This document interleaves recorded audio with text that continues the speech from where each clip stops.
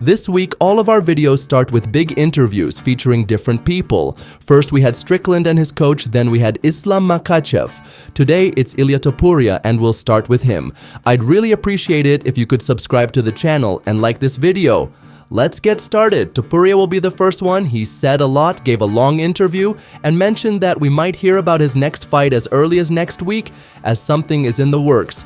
The UFC hasn't given the green light for announcements yet, so he can't share any details. But, he said, very soon we should know something about his fight. I'm guessing we'll see him in the cage in April, but we just need to wait.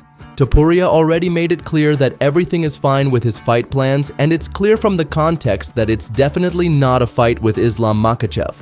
They discussed a lot of different topics in the interview. For example, Topuria shared that the biggest expenses in his life after he became wealthy, considering non-essential purchases, have been cars. He loves Aston Martins and drives one himself. He criticized Conor McGregor for betraying everything that made him famous and a great fighter. He believes that McGregor is now sick, possibly struggling with psychological issues and addicted to drugs and alcohol, which he can't seem to quit, leading to all his problems. In general, McGregor no longer fits the image he once had. Topuria condemns all of this and says he's determined to take a completely different path. Merab Dvalishvili praised him, calling him a real machine, a real beast.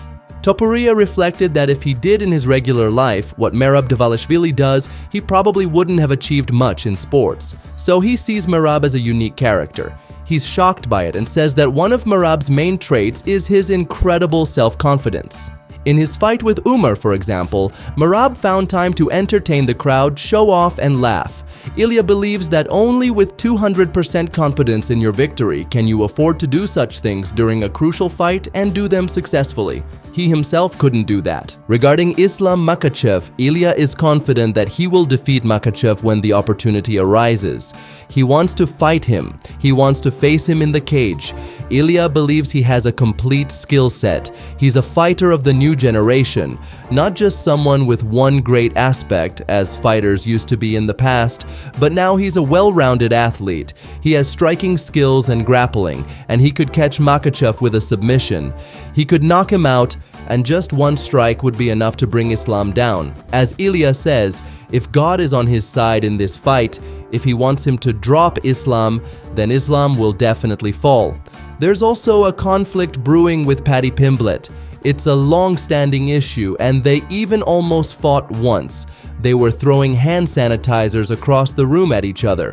The story goes way back, but it's resurfaced now because Ilia remembered that in the past, Paddy had some hype around him.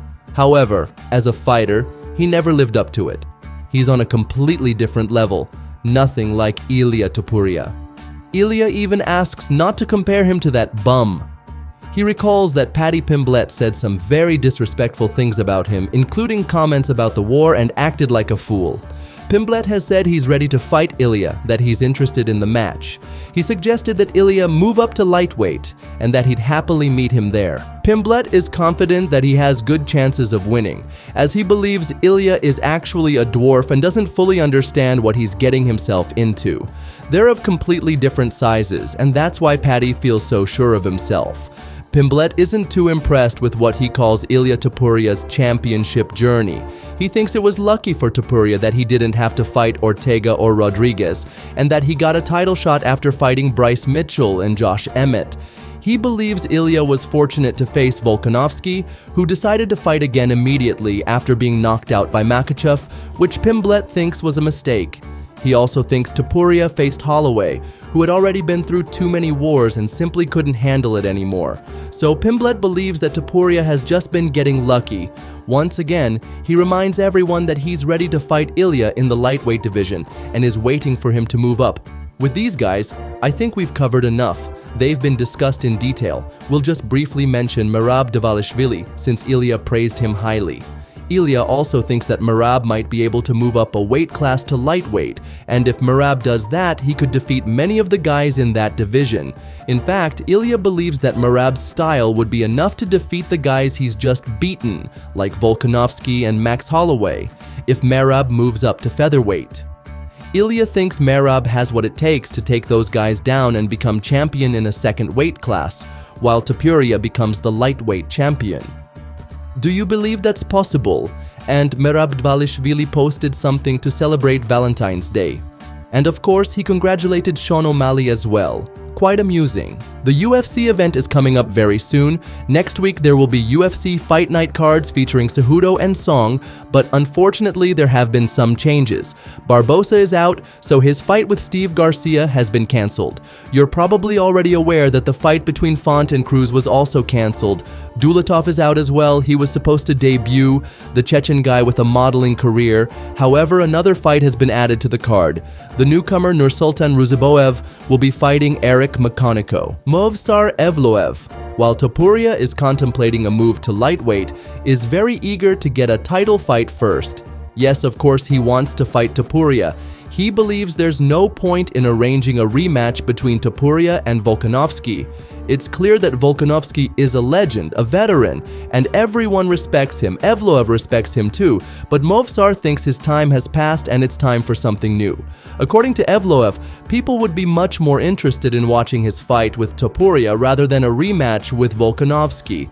Evloev is also interested in a rematch with Lopez because since Lopez defeated him, he has been on an amazing streak, looking impressive, and even ranked higher than him.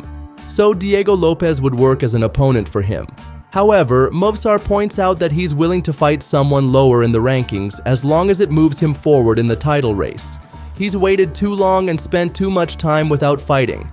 That doesn't sit well with him. He wants to fight, and he wants to fight more often.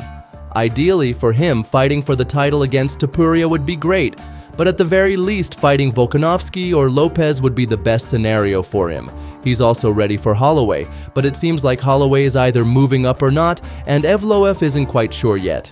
Let's move on. The Global Fight League has announced the first matchups. We've already seen that the fighters are divided into teams, 6 teams of 20 people, with 2 fighters in each weight class from each camp and coach. Now we're seeing the first potential fights.